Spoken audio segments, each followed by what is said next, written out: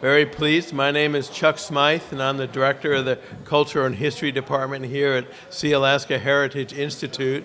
And I'm very pleased to have you visiting us. And today we will be hearing a talk by Professor Denis Demmert entitled Remembering William L. Paul Sr., the Father of Land Claims and Other Remembrances. So it's my pleasure to introduce Professor Demmert, but before that, I just want to make a few announcements. Again, reminding everybody about Celebration, which is coming up in 2020 in June. Also that we will have more lectures. There's another one tomorrow, remembrance of Walter Soboleff, chaired by Albert Kukesh, and anyone who has memories and fond stories or other, please attend, and you'll have an opportunity to share those with everyone. And then there's a schedule showing the remaining lectures this month on the table outside, which again we ask you to sign in if you don't mind, to create a record for our granting agency of the record of attendance here. Also reminding you to turn off your cell phones, which I always only remember when I talk about it. And there will be plenty of opportunity for questions and comments at the end of the talk, and we'll set up a microphone on the floor so we can have a good sound record for the video. Today's lecture will be posted on our YouTube channel in a couple of days, as all our lectures are. And I also remind you to sign up for that if that's okay. That would be great for us. Sign up to our YouTube channel, subscribe to it. Professor Demmert is from the Raven Dog Salmon House of Tuxacan.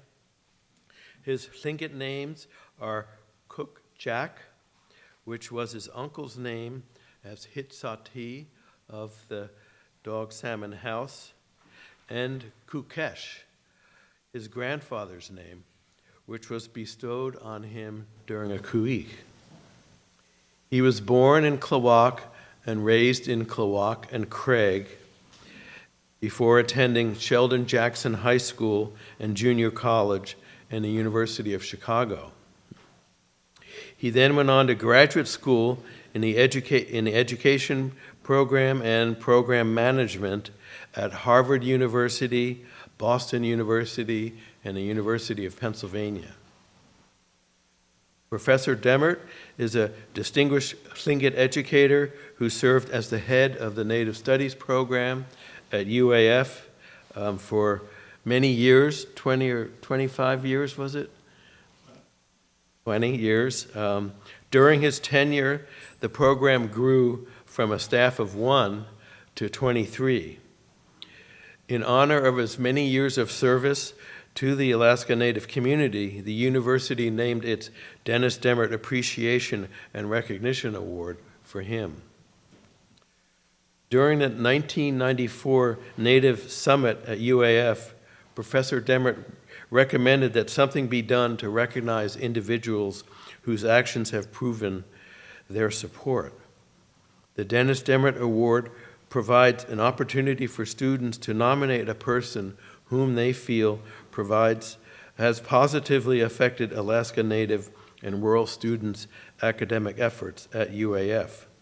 2019 marks the 25th year of that student and staff recognizing individuals at UAF whose efforts demonstrated UAF's goal of being the educational center for Alaska Natives. Professor Demmert also served as president of Sealaska Heritage Institute, director of Native Studies at Sheldon Jackson College, and he joined the ANB starting in 1957 when he joined, and attended his first meeting in 1961 when he served as Grand President of the ANB and presided over their 100th anniversary Grand Camp meeting on October 12th in 2012. He returned to Klawock and served 6 years on the tribal council there, including a term as president. And he now lives in Ketchikan, where he remains active in the AMB and other pursuits. So it's my pleasure to bring Denis up to the podium here, and looking forward to hearing him.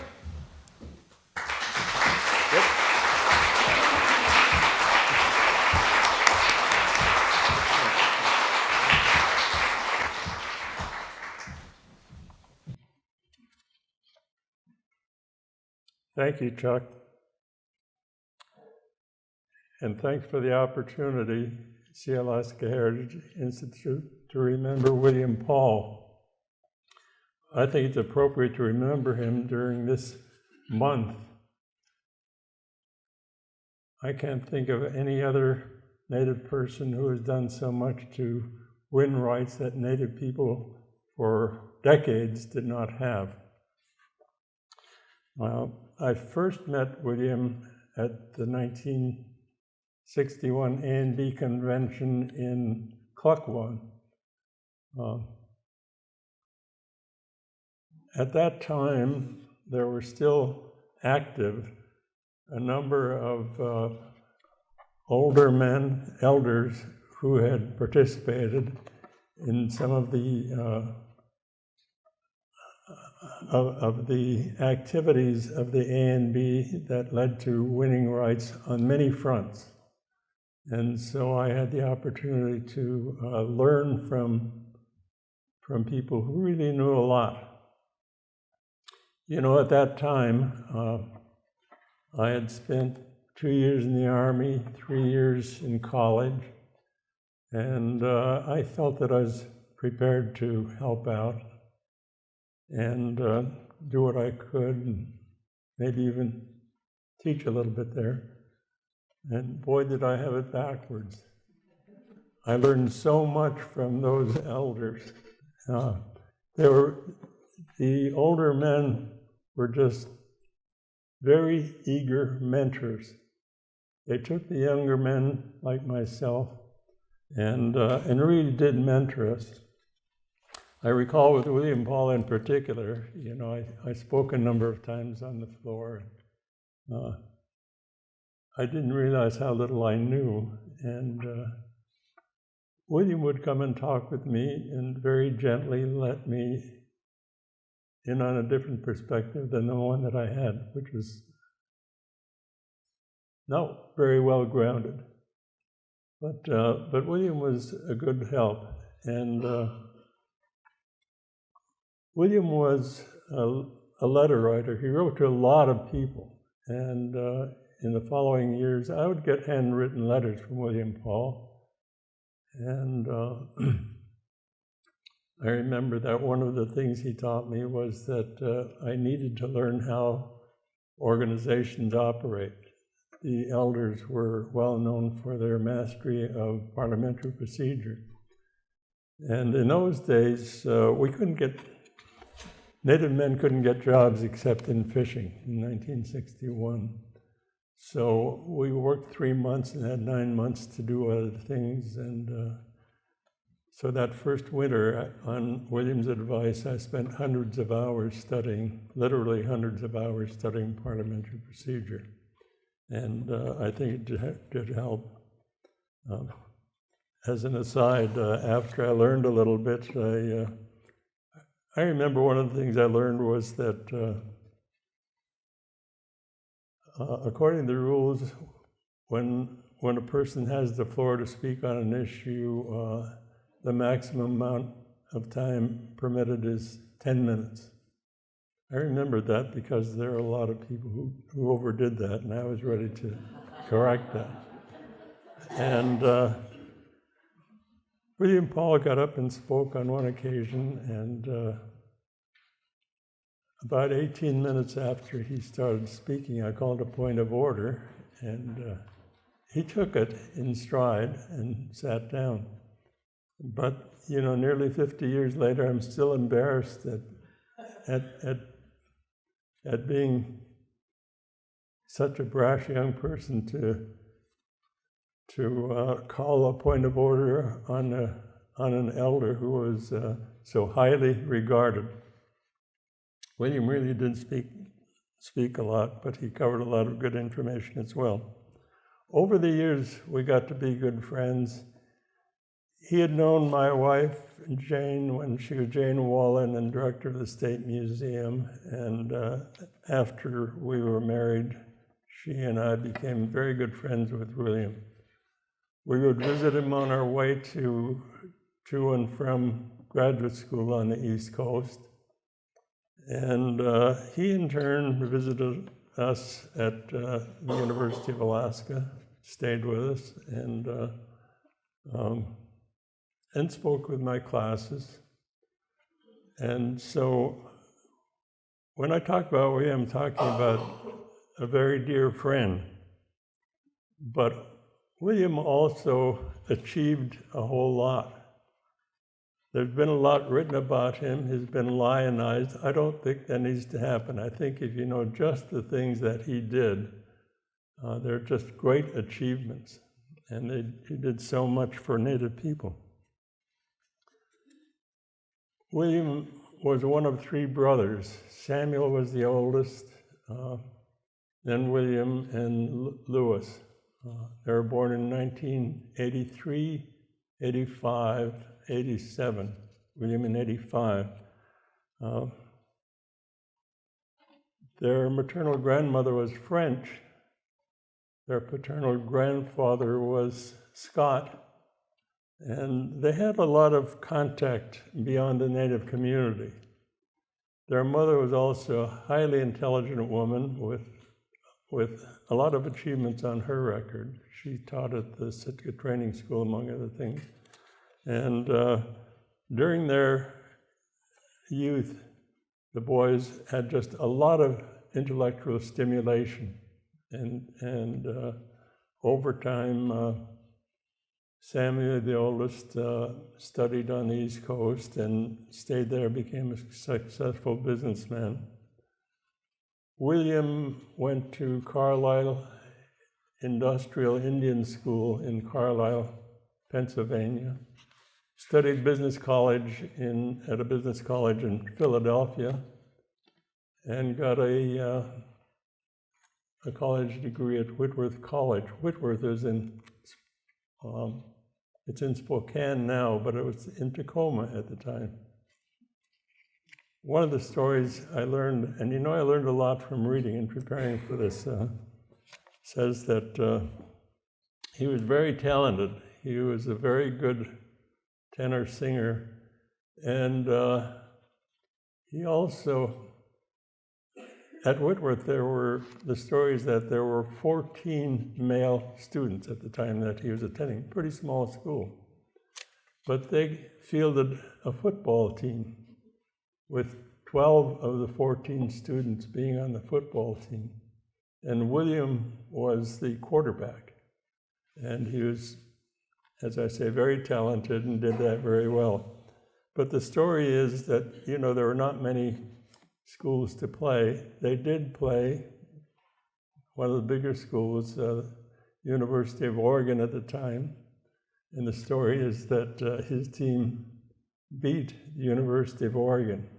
And that was a much bigger school, but William was just very talented and could do a lot of things. After spending many years outside, or a number of years outside, he returned in 1920. Besides Whitworth, he also studied law at LaSalle. That's an extension school. And when he came back in 1920, he came back to fish to earn money to go to school again. He didn't earn much money, and he just stayed in Alaska. He joined the Alaska Native Brotherhood in 1920. His brother Lewis was the Grand President. There was a convention in 1920, William was elected Grand Secretary.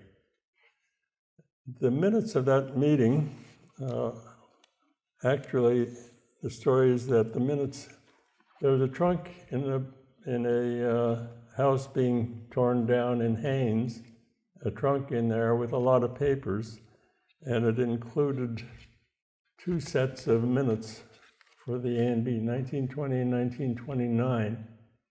When I was at the Sealaska Heritage Foundation, which it was then, we were given a copy of the handwritten minutes, and we had them transcribed, and they were printed, and we had 1,000 copies printed of those minutes.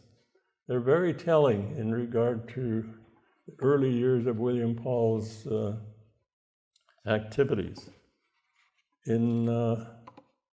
Well, let me back up a bit. The A&B was founded in 1912, and you know, when Alaska became a part of the United States, the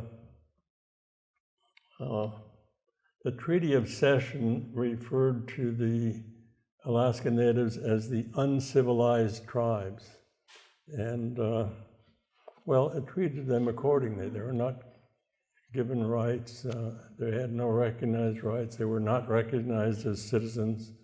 And then fairly early on, Americans came and began to exploit the resources, fisheries primarily, some timber, and eventually gold. In the earlier times, after 1867, mainly fish. And one of the things that the fish industry did was, it may have been invented earlier, but they used fish traps and had taken huge amounts of fish. It concerned the people at the time that they were taking so many fish in such a way that it could decimate some streams. That was a concern of theirs. And then they're also concerned about education in that 1912 beginning.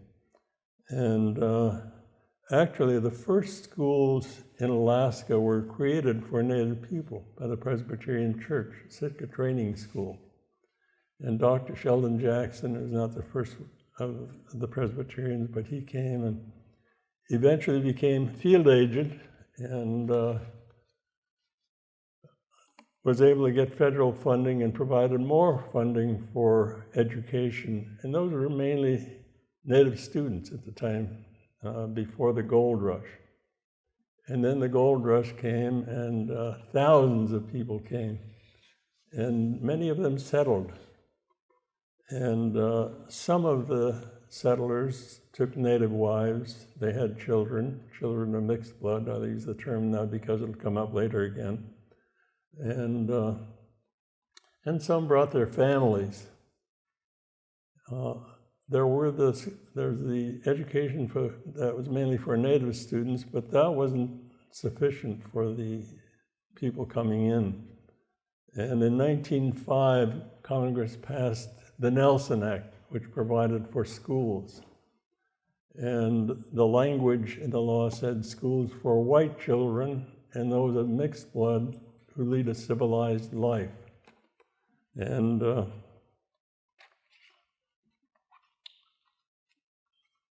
3 years later, in 1908, there were 2 families in Sitka, Rudolph Walton being the father in one of them, Native fathers at the time, but earlier the women had been married to Native men and had children, and so they were of mixed blood.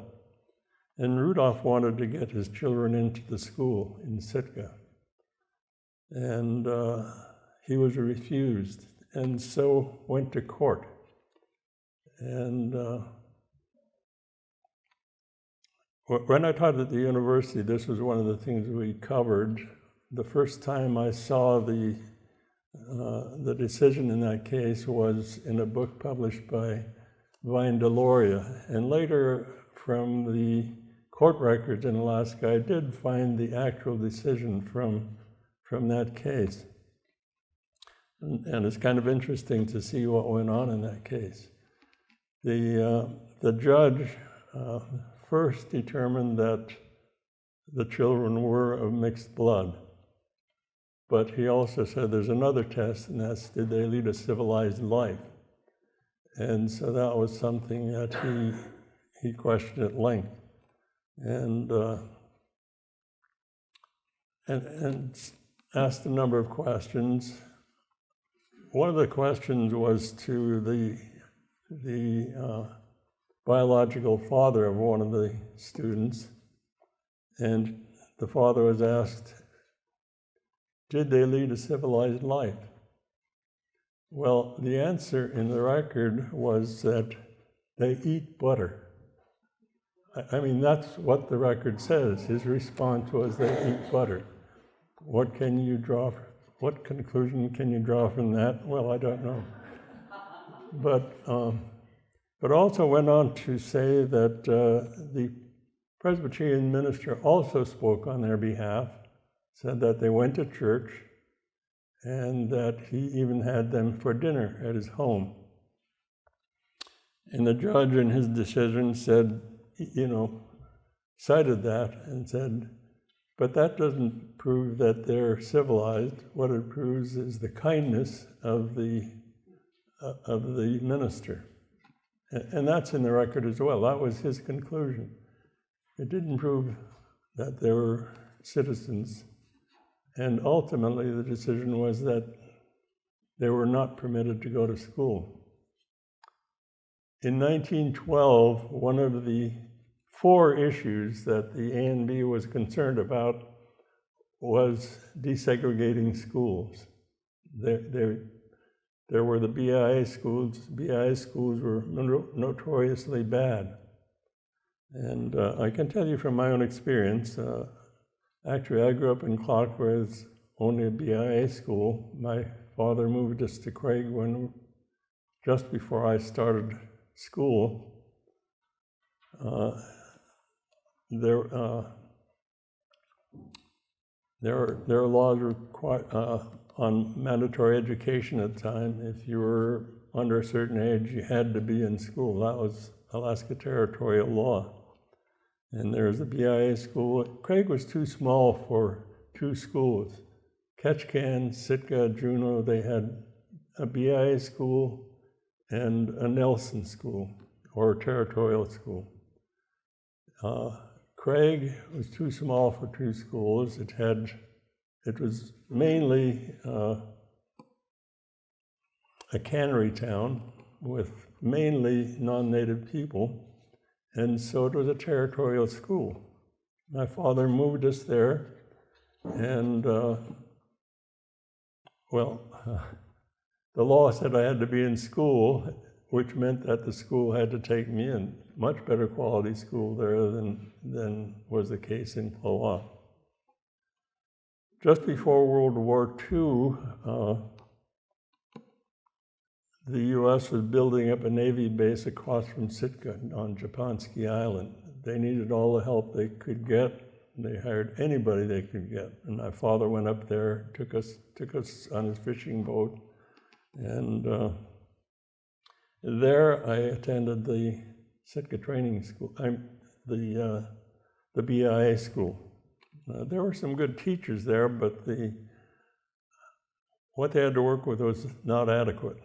And what I remember is that I was an underage 3rd grader, and I went into a 3rd grade class with all overage 3rd graders, all bigger than I, and didn't take long for the teacher to see that I was way ahead of the class. So I moved to the 4th grade, and that wasn't adequate either. And soon I was working with the 5th graders. And finally, I remember the teacher having me read to the 8th graders, and I was ahead of the 8th graders in the BIA school. And this was after being in grade 3 in Craig. But I'm telling you this to give you an idea of the kind of education that that was available at the time. And William, or the A and B, wanted to desegregate the schools. The A and B had a pretty sophisticated understanding of their needs at the time. Part of that because of the Presbyterian missionaries, what they wanted to do was to assimilate Native people, and they spent a lot of time in the community doing that. And Native people learned a lot about the potential opportunities in Western society, in spite of their experience with the exploitation of resources and having their rights not taken into account. And another factor was that there were 12 founders of the A and B. There were 12 Native men, but one was not Alaskan Native. He was Canadian. That was Peter Simpson. And Peter Simpson, it's part of the picture is that in Canada, on the Tsimshian Reservation, he found that it was not satisfactory. The policies were not satisfactory. He couldn't own the land he built his house on. He and other Tsimshians, with Father Duncan, asked the U.S. for assistance, and Annette Islands were turned over to the Tsimshian, and he built a home there. But he discovered there too that that was a reservation, and he couldn't own his land there either. He moved to Ketchikan, to Sitka. But in both Canada and the United States, through the church, he was pretty well educated. And so he had a pretty good, sophisticated understanding of the issues. Wanted to desegregate the schools. There are 4 things that they sought. One was to desegregate the schools. One was land rights. Another was citizenship. What was the other?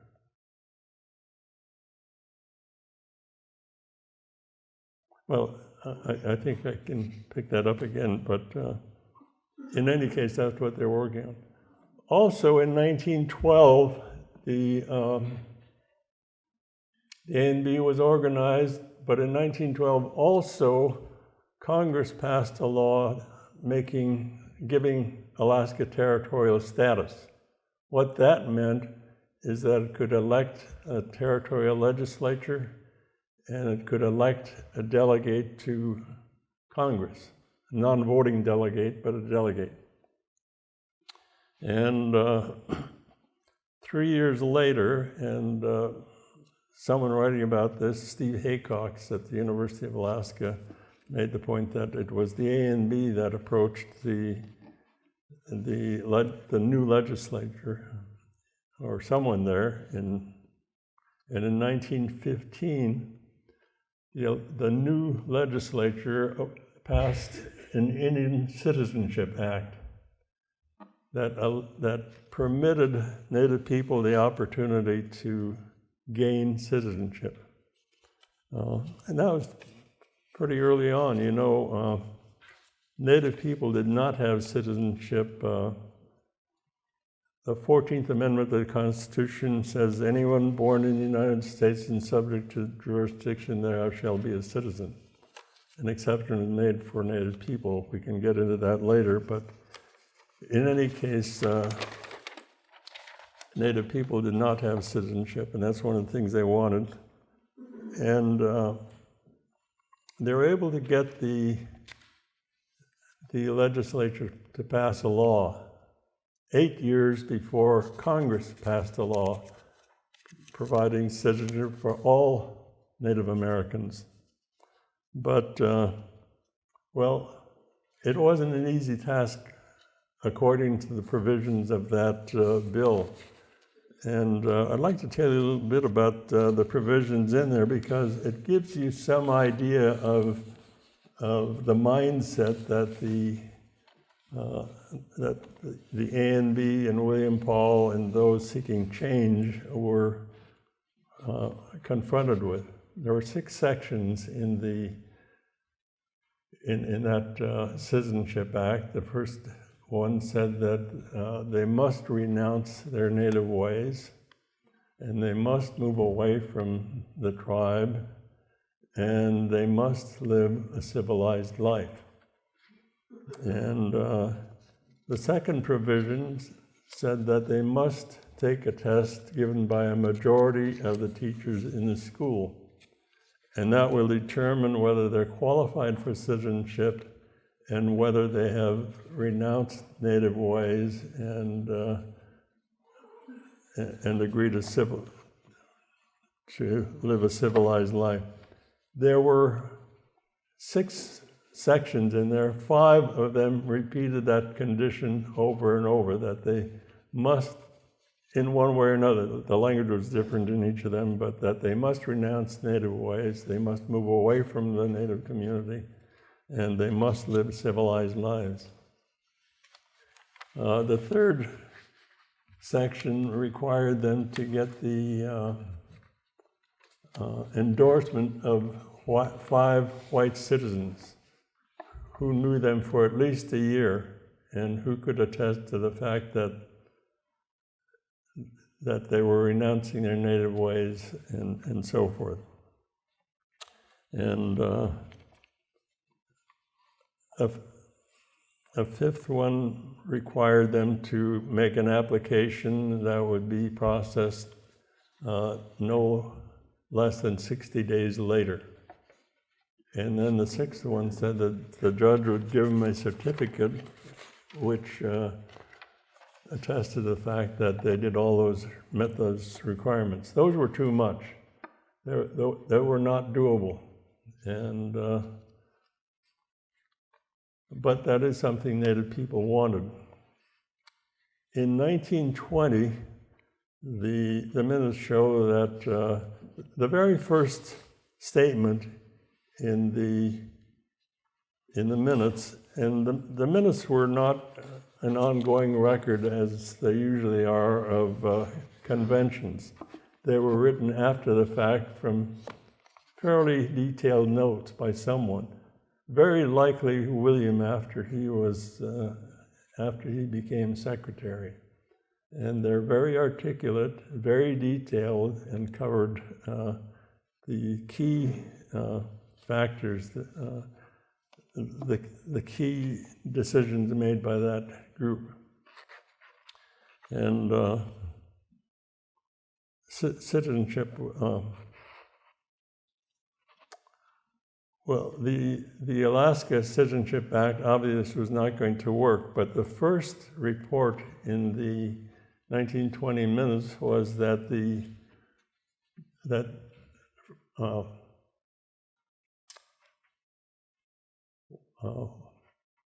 Andrew Hope Sr. was one of the founders of the ANB. He was probably the youngest at the time, but in 1920, he was chairman of the Citizenship Committee. That had been appointed even before 1920. It was an ongoing committee. And the first report was a Citizenship Committee. And what he reported was that all the natives in Sitka voted on the November 2nd, 1920 election. This was reported on November 21st. And they did not use the Indian Citizenship Act. What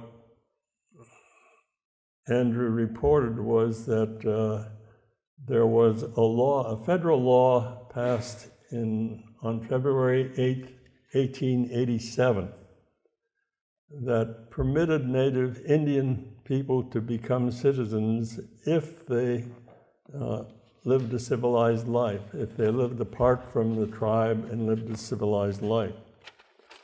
And the minutes are not clear, but it appears there's a reference to a Judge DeArmond.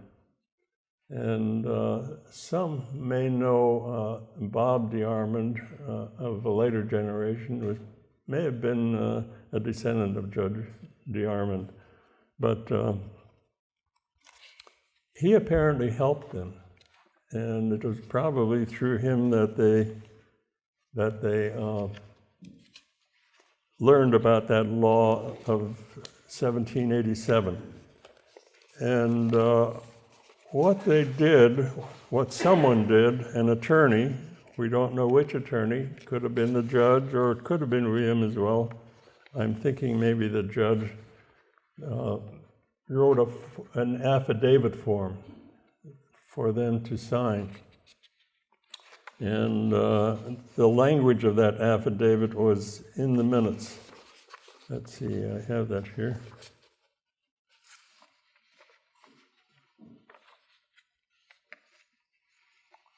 I'd like to read that to you because I think it gives you some idea of some of the attitudes on both sides in this case. It's a form that the Indian people would sign. I, the undersigned, am an Indian, born in the territorial limits of the United States of America. I have voluntarily taken up within limits my residence, apart from any Indian tribe. I think the language is very carefully selected there, so that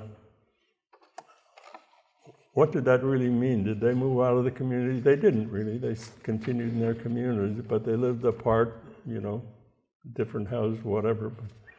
But they were able to sign that and live apart.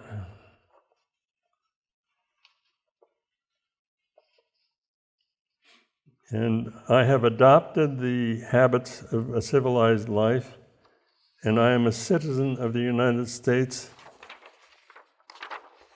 and entitled to all rights, privileges, and immunities of such citizens. It wasn't an application for citizenship, it was a declaration of citizenship. They were saying that they were citizens. And I claim the right to vote in the election of November 2nd, 1920.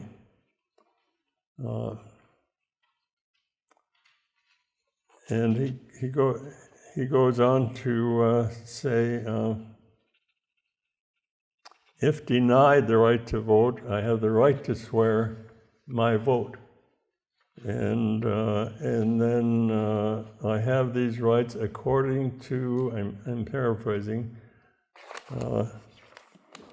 what is it?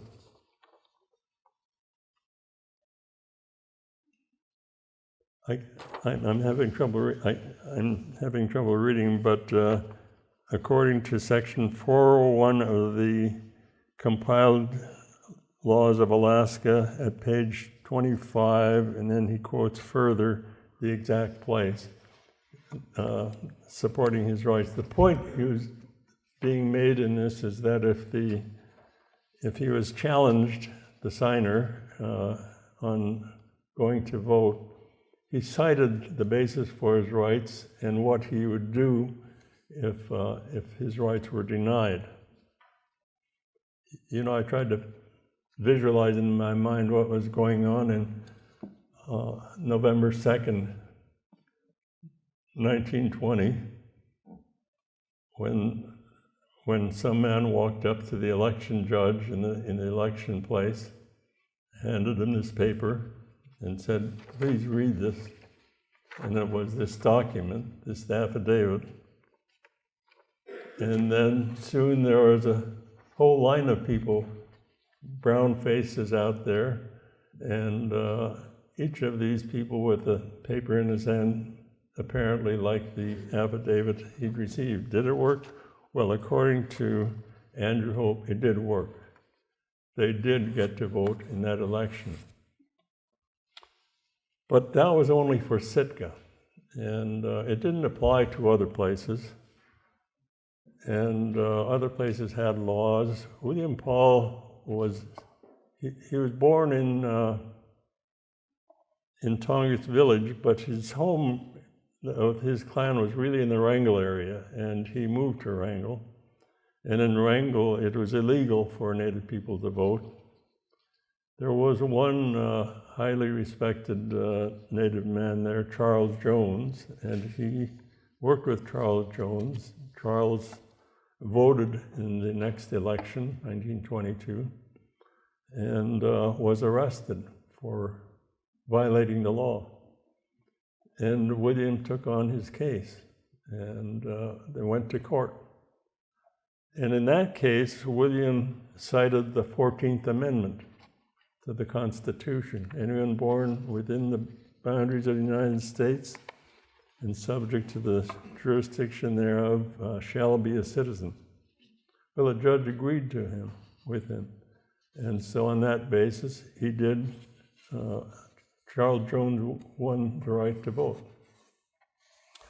It took much longer, of course, but little by little, William was gaining ground. The following year, the children in Ketchikan, some attended the territorial school and some attended the BIA school. Well, the BIA school needed more head count. Somehow that was worked out so that the territorial school barred a number of the students attending at the time from continuing, kicked them out, if you will. And William Paul sued the school district in that case, and won in that case as well. And he was winning the right to desegregate, but very little at a time. You know, in thinking about William Paul and what he did, reminded me of something that was articulated maybe half a century later by a community organizer who had set up a number of rules for bringing about change in a system that you want to get changed. And that rule was make the system live by its own rules. And well, what that means is actually that every human organization is organized for some purpose. Whatever kind of organization you're talking about, whether it's a government or a corporation or any organization, social organizations, all for some purpose. And we live in a literate society, and most of them have written statements of what they're going to do. And they're not going to do mundane things, they're going to do great things. There are always high-sounding purposes. And they say good things. And if you take a look at the Declaration of Independence, for example, is one document.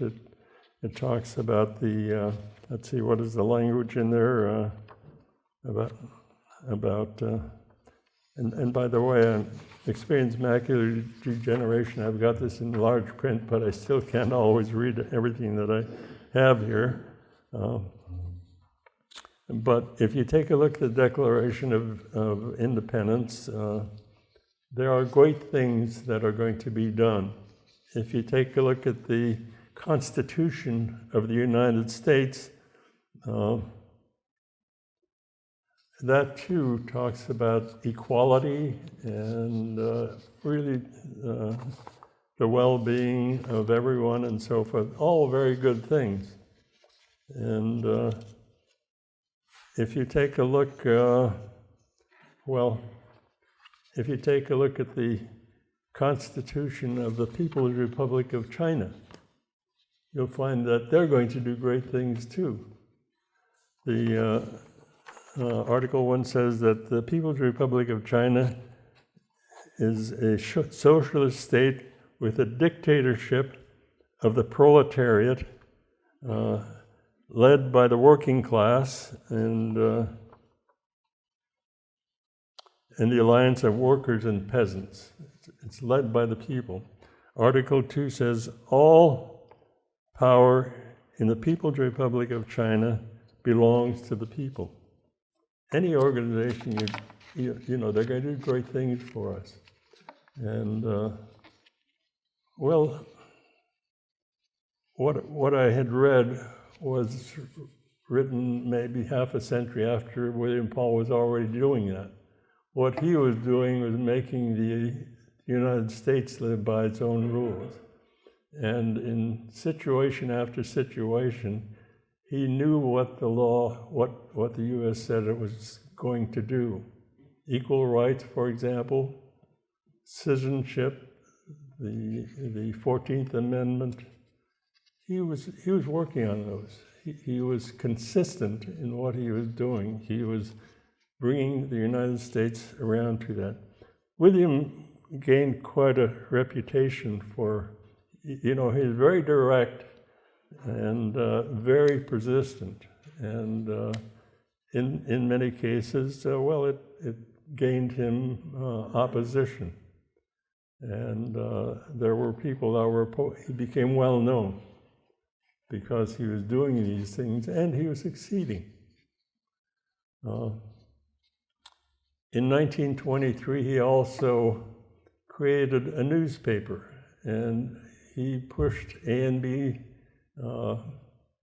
issues in the Alaska fishermen. Also, in 1923, he ran for, and he used his paper to assist him in getting the word out, but he ran for the territorial legislature, and he was elected. This was a year before Native people got statehood, or citizenship. But he was elected in 1923. Steve Haycox has written an article about William and that election and what happened thereafter. The legislators were very concerned that William was going to use his very magnetic person and really got things done. And legislators were concerned that he would organize the Native people and they would outnumber the existing members of the House. And a bill was proposed for a literacy law that would ultimately, the intent was to prevent Native people from voting. And William was the only Native person in the legislature, and it was pretty clear that it was going to pass. But he was able to get an amendment in there which said that anyone who had previously voted was not subject to the literacy law.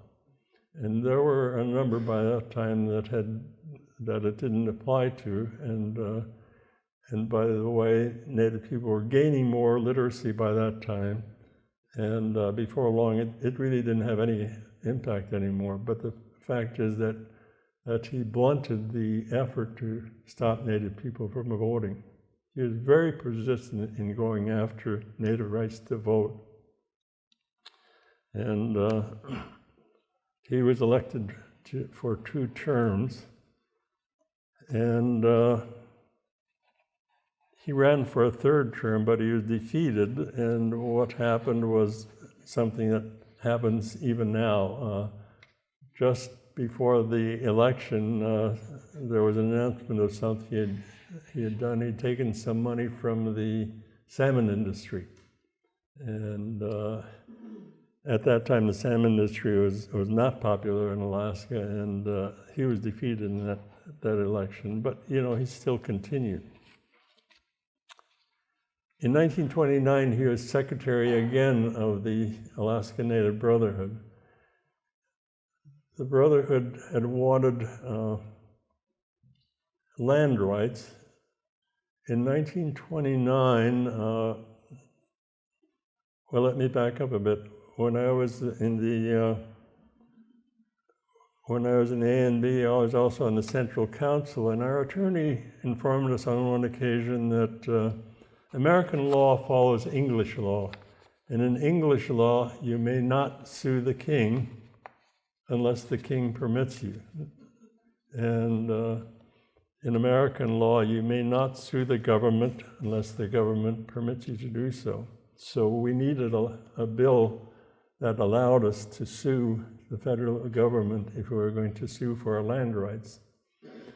In 1929, Judge Wickersham, who eventually became the delegate, spoke to the ANB and urged them to take action on gaining their rights. He informed them that they had to have a bill to sue the government. And he said he would like to represent the Native people. He presented them with a proposal. He also said that he would employ William Paul to work with him. By that time, he and William had a very positive working relationship. And the 1929 convention did, in fact, approve the proposal. And one of the things they didn't realize that it wasn't going to happen immediately. It actually took 6 years. In 1935, Congress passed the Jurisdictional Act, it's referred to, giving the Court of Claims jurisdiction to hear the Tlingit-Haida case. Our attorney also told us in one of the meetings I attended that on the average, there were other Indian claims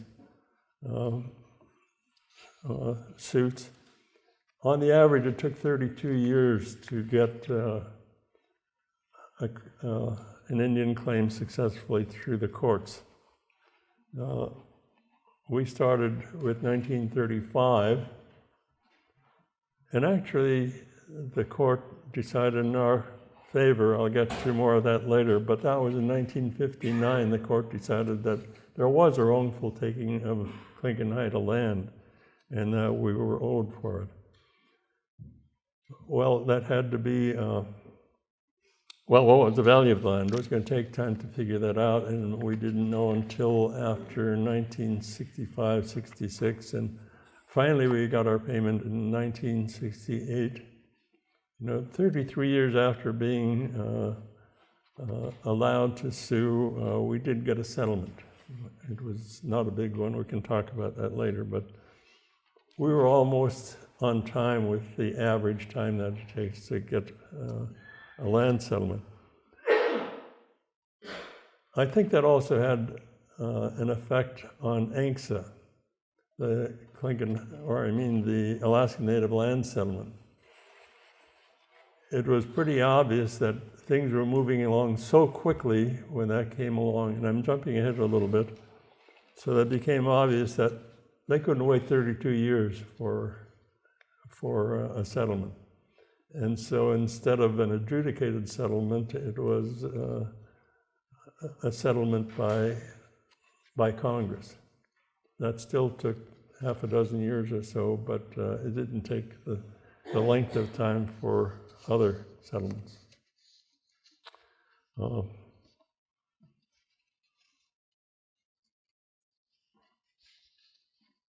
I'm just thinking of some of the other things that William Paul has done, but he played a very important role in those matters.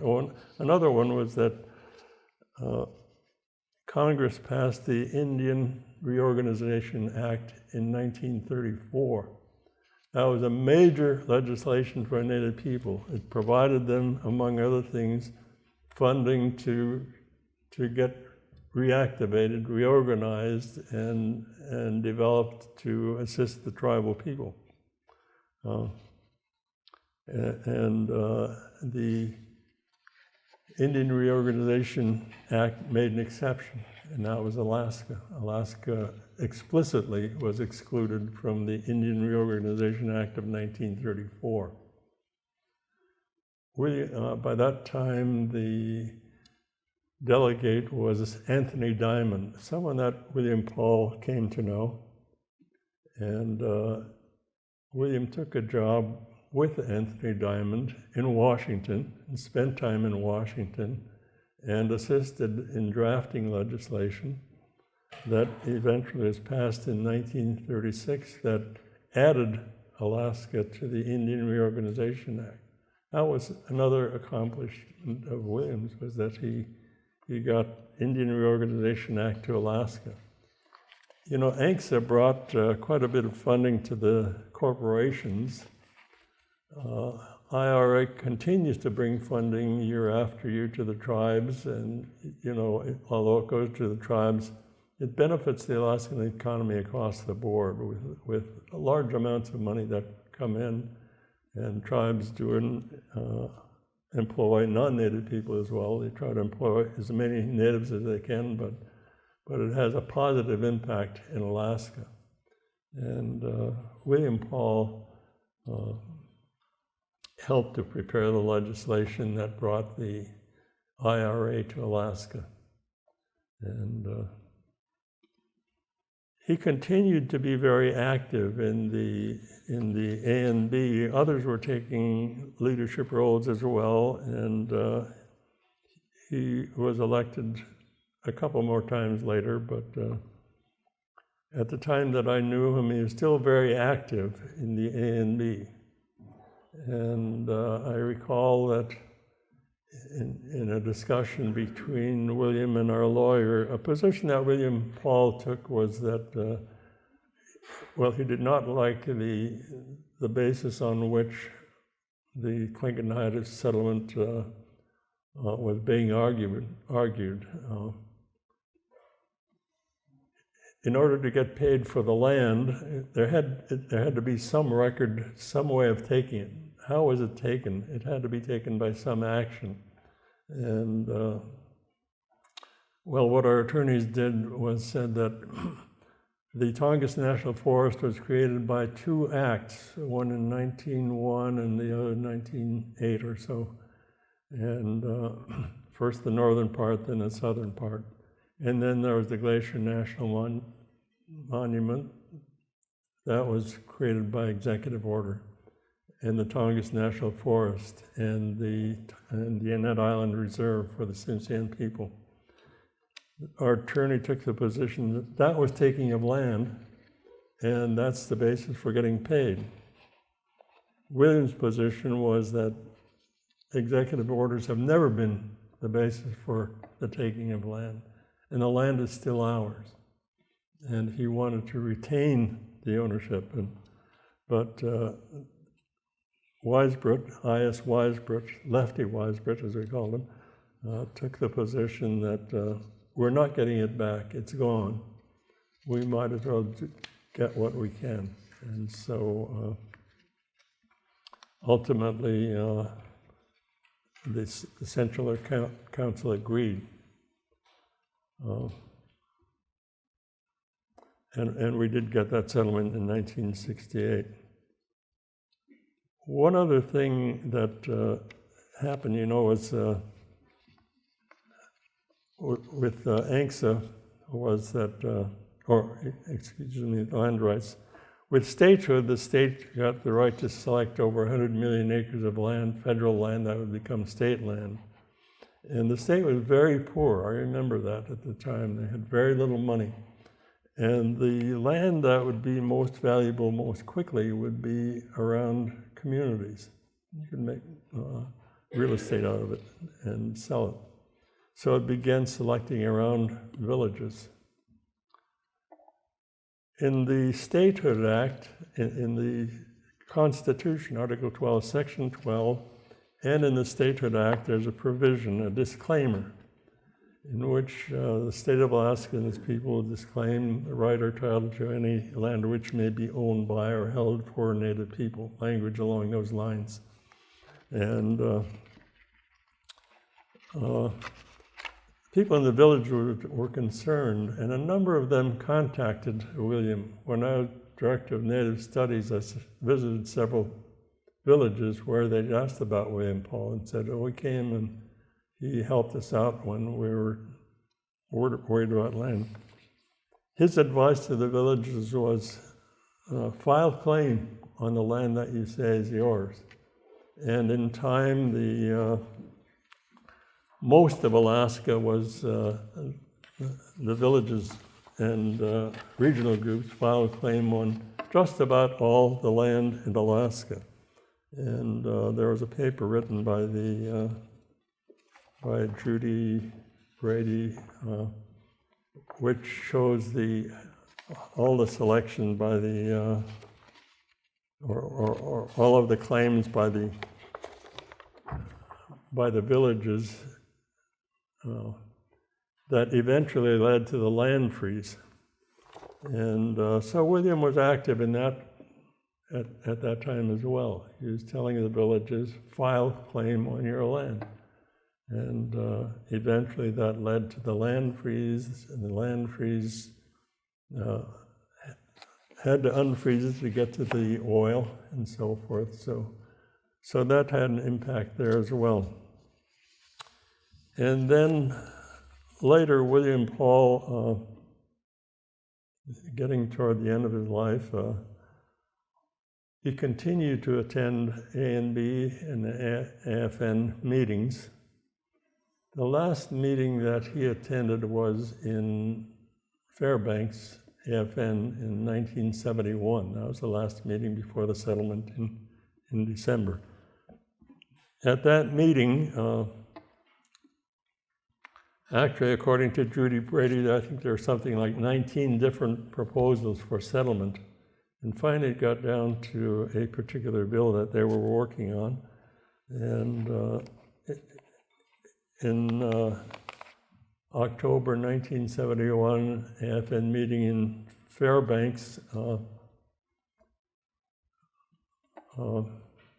they were refining what they wanted in the bill. You know, we were able to work with Congress, and there were a lot of visits by Native people to lobby Congress. I was able to make some visits along with others. I was not among the leadership, but many of us went to lobby different congressmen.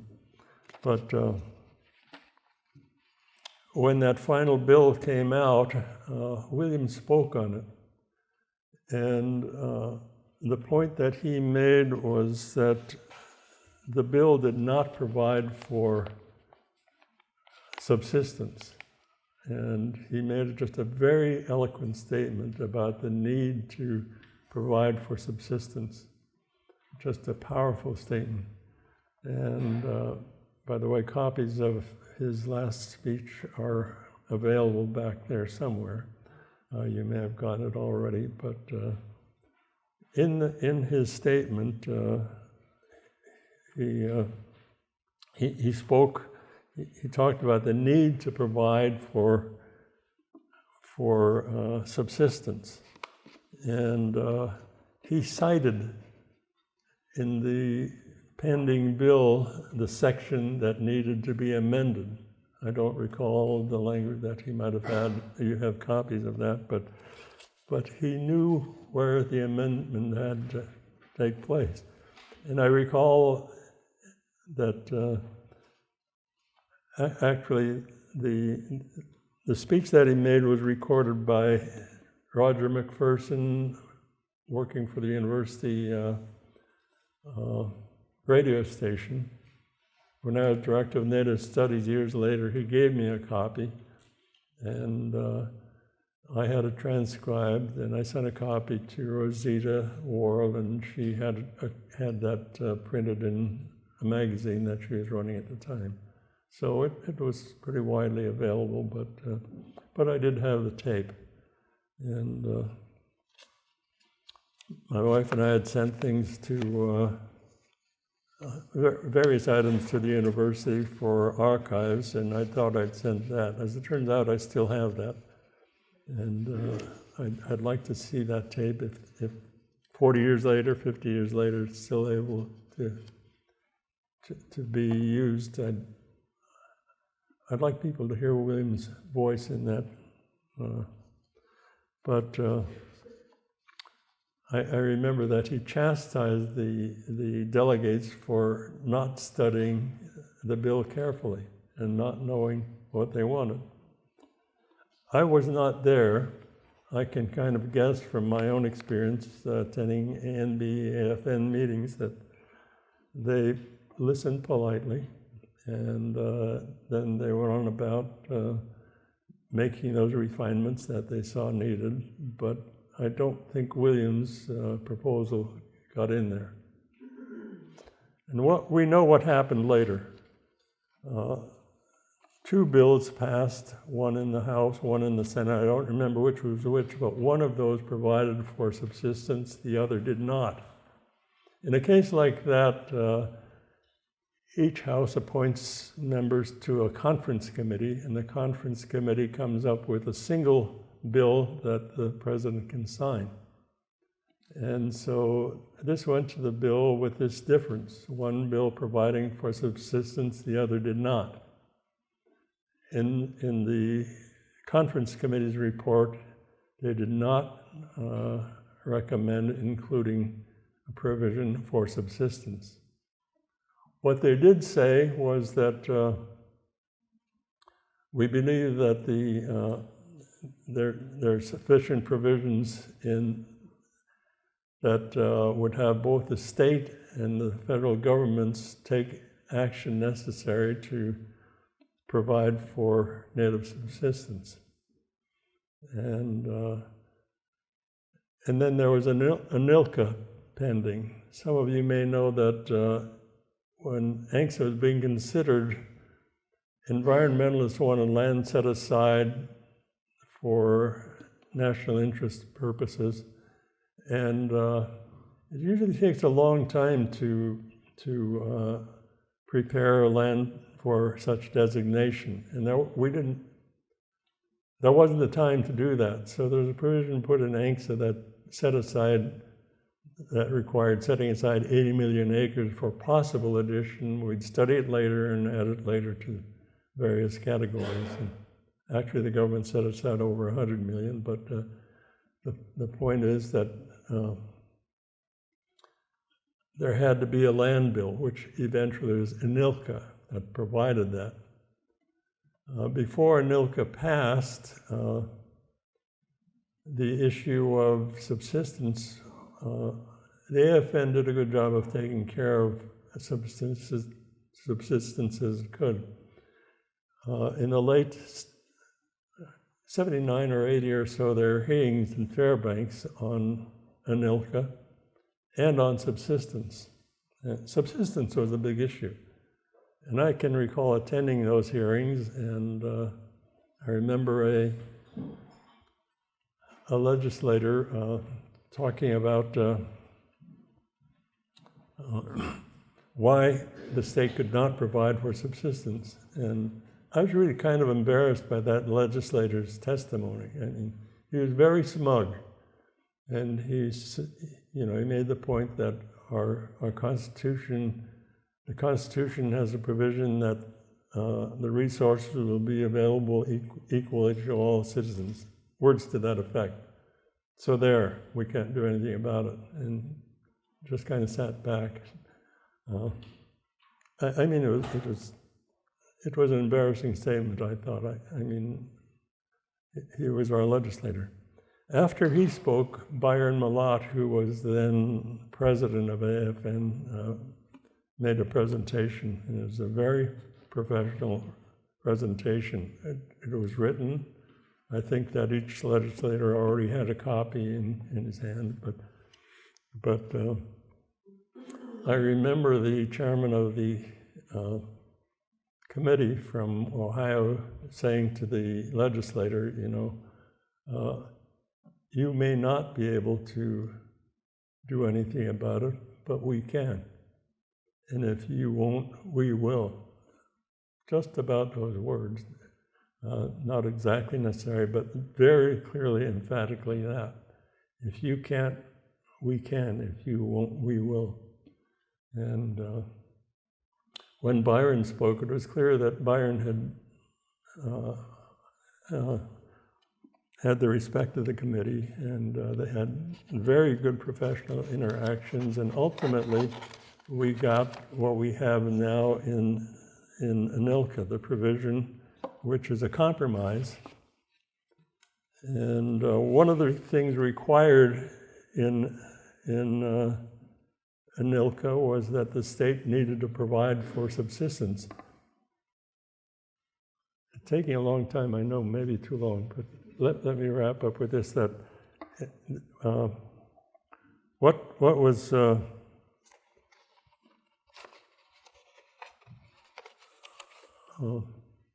what was required of the state was that it had to provide for subsistence. It passed a law and that provided for subsistence as required by ANILCA, and that was in the early 80s. About 86 or so, it was challenged, and the state Supreme Court said it was invalid.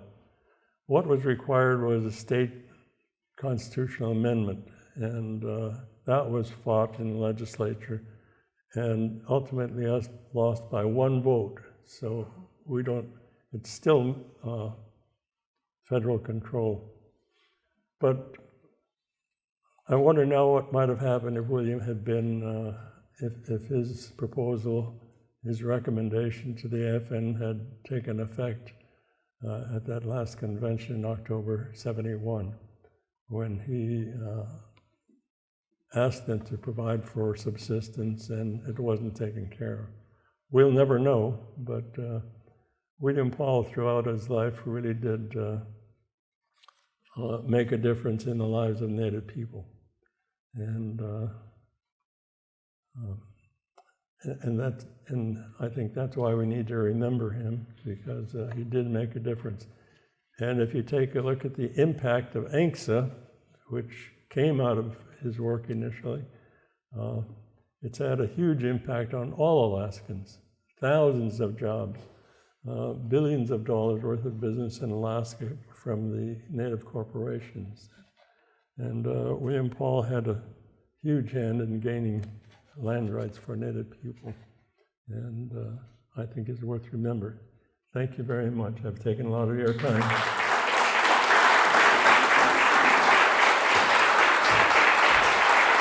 Thank you. Thank you. Will you take some questions? Sure. So if you have any questions, Dennis, please to answer them. We have a microphone set up here for that.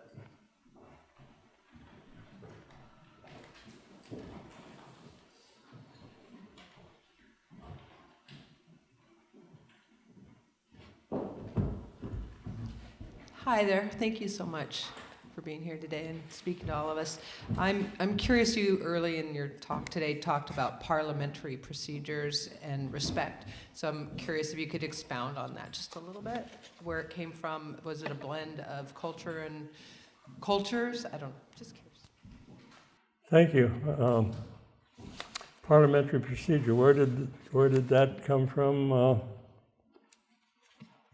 I'm not sure, but I think that maybe the attendance to Carlisle might have had something to do with that. A couple of people that attended were William Paul for one and Frank Pradovich for another, attended Carlisle. And Carlisle, like Sitka Training School and Sheldon Jackson, were for assimilation. You know, the colonel that ran Carlisle for a number of years is noted for saying, we must kill the Indian to save the man. Get rid of the old ways and bring in new. But there was an attempt to teach that. And Frank Pradovich, William Paul was a very good parliamentarian. He was a lawyer, and lawyers, I think, learn a lot of that. But Frank Pradovich was an exceptional parliamentarian. And there were several Native people after William Paul in territorial days that were elected to the legislature. Frank Johnson, Andrew Hope, some from up north, George Belts, I think, but Frank was the one elected to the Senate, others to the House, and he was very good. And he was also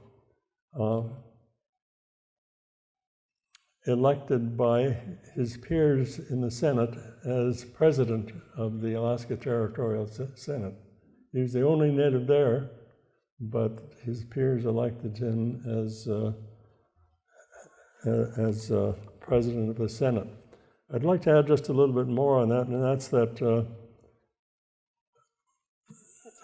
Frank Pradovich also prepared a resolution for the legislature to appoint a constitutional committee. This was in the days when people were wanting statehood, and he took action. He said, let's appoint a constitution committee to draft a constitution. We'll have a constitution in place when we try to get our statehood. And so that was appointed, and William Egan, who was a well-known legislator, was chairman of the Constitution Committee, and Frank Pradovich was vice chairman. There's a provision in the Statehood Act that I mentioned earlier, the disclaimer clause, in which the state and its people disclaimed right or title to land which may be owned by or held for Native people. I'm not sure where that came from, but I'm thinking that Frank had something to do with that. But in any case, there was opposition to that provision being in there. But also at the same time, there's a great appreciation of the fact that Native people could get some things done, get the people together and so forth.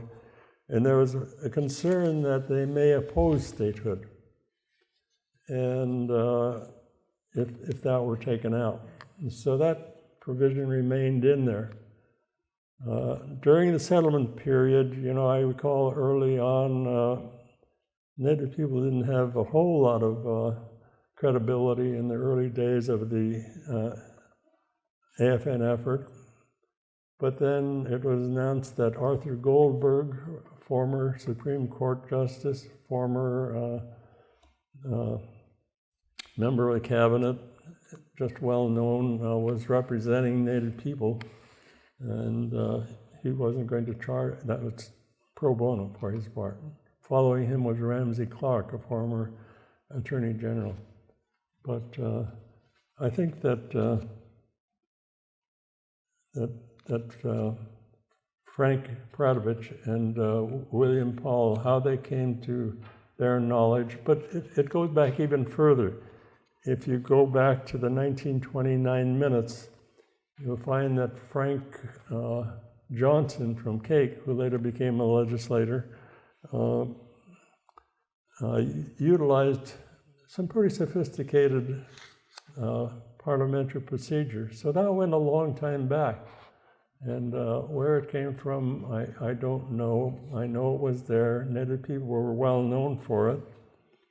The southeastern Native people, that is, in the Native community. I was hired as parliamentarian by 3 different Native corporations, regional corporations, over a period of about 35 years, not all at the same time. But I used to get teased about that, the point being that if you want a parliamentarian, you go to Southeast Alaska.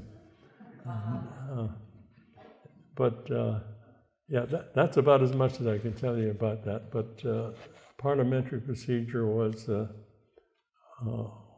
really a part of the way things operated in those days, and those 3 men in particular, I think had a lot to do with it.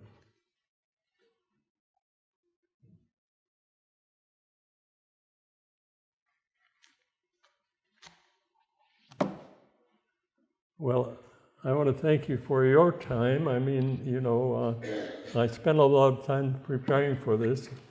As I mentioned, William was just a very good friend, and I learned more about him preparing for today. So, thank you for that. I don't know if there are any more questions. Thank you.